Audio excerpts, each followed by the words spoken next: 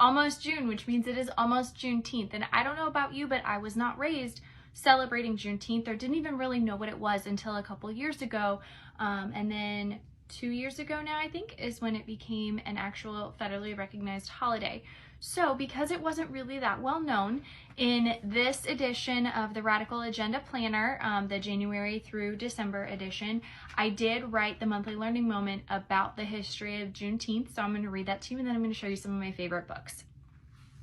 On June 19th, 1865, Major General Gordon Granger and his troops rode into Galveston, Texas, and announced the end of the Civil War and the end of slavery in America.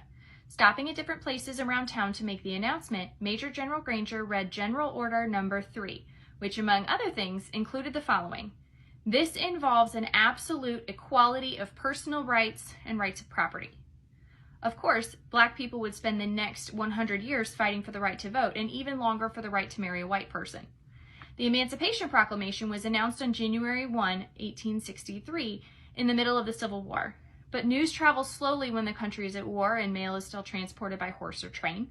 Some enslavers knew about the Emancipation Proclamation but chose to withhold that information to get another harvest of work from the people they had enslaved.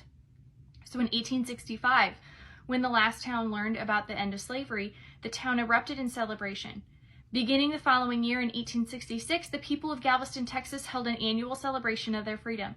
In 1872, 4 former enslaved people gathered together $800 to purchase a 10-acre park, which they named Emancipation Park, to have a place to celebrate each year.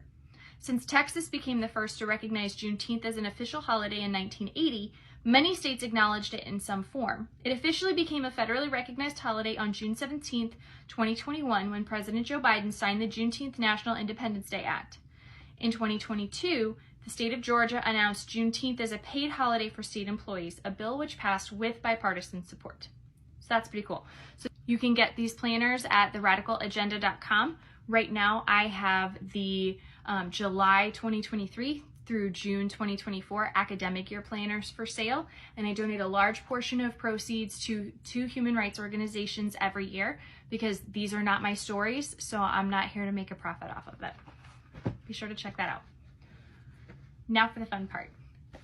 My kids and I love books. Obviously, if you have been to theradicalagenda.com, you see tons of book reviews of all the things that my kids and I read.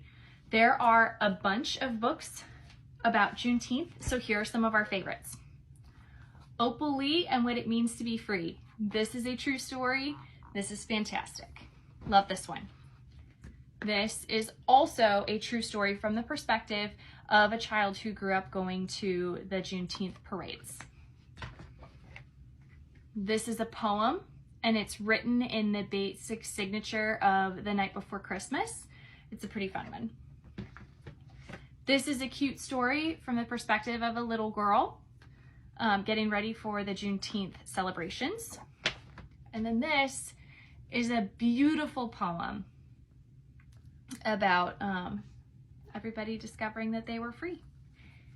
So those are some great books to check out. For all of those reviews and more, be sure to check out www.theradicalagenda.com, and I'll see you next time.